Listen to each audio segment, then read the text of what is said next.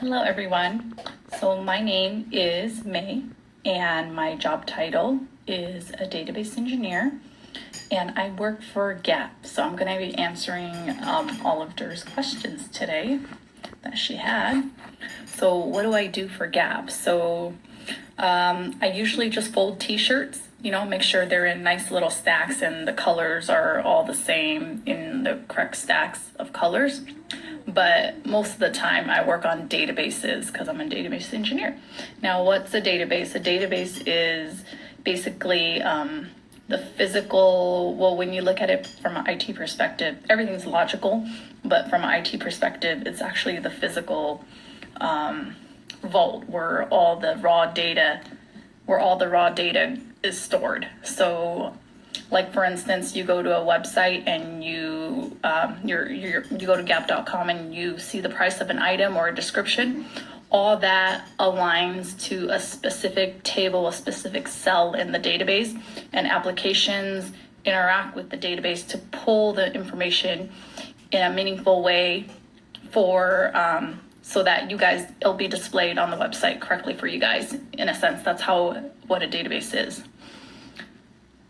Well, hi, Sonia.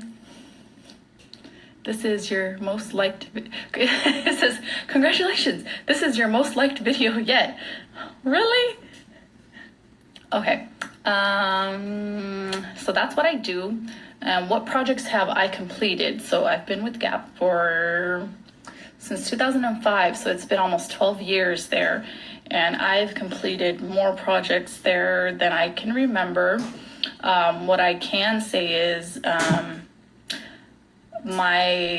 what I've mostly worked on is supply chain applications. So it's applications that deal with things moving through the supply chain. So it would be like inventory or like color applications or, just anything that has to do with that, or, pricing applications or promotions. And that's kind of where I kind of fell, and those were mostly the applications that I had worked with the first maybe like 8 years that I was there.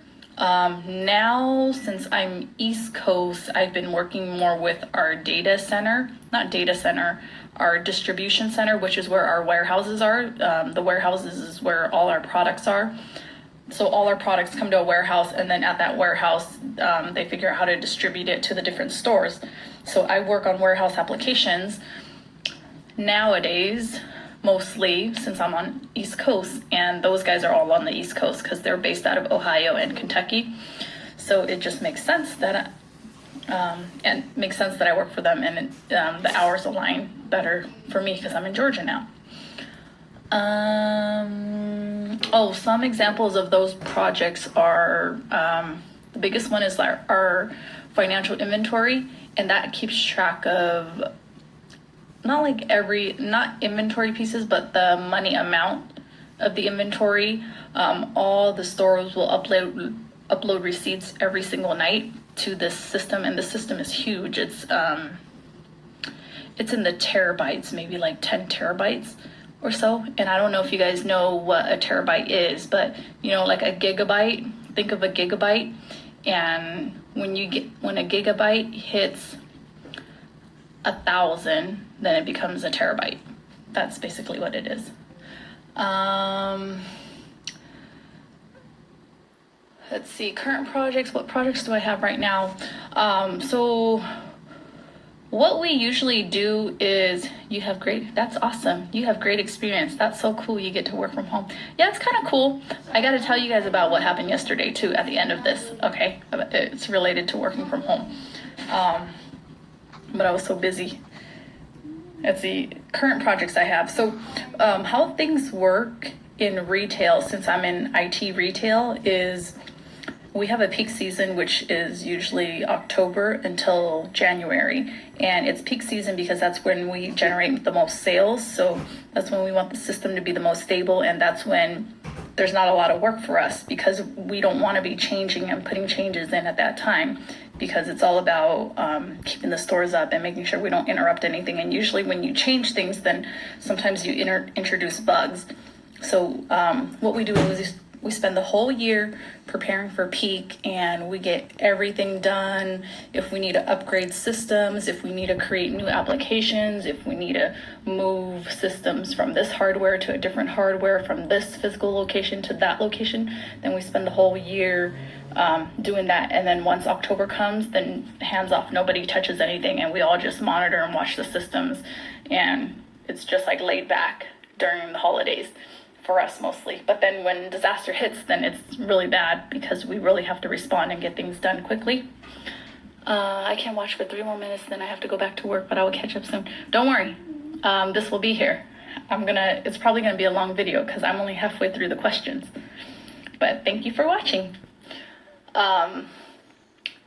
So one project, so January, the other thing is January, people have to submit projects that they want to complete this year. So usually the first couple of months, we're still waiting for everyone to get funding, because if they don't have funding for their project, then work doesn't start. So it's usually like still not so busy for us until May or June hits. So things are starting to finally pick up for me. I've had people approach me to work on projects, but no one has given me any project work because they don't have funding yet. So if they don't have funding, then they can't get resources.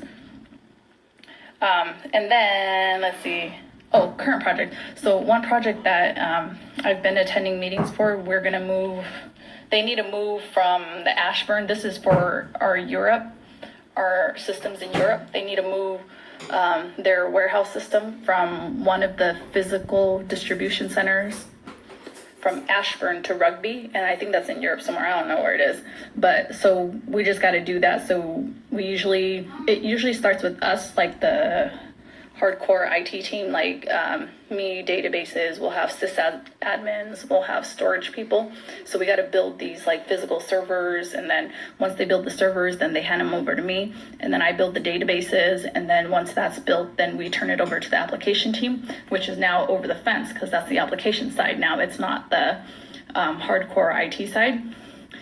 And then that's when we start testing, and then I have to figure out how I get their data over in a timely manner within, however many hours they're going to give us to do the work, so that it can just be tested, and when it goes live, we can do it flawlessly.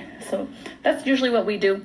We just kind of do what they ask. If things gotta move, then we just gotta test it, make sure that we can get it over there, test a couple times to make sure everyone feels comfortable. If it's an upgrade, you just test the upgrade. That's what we do.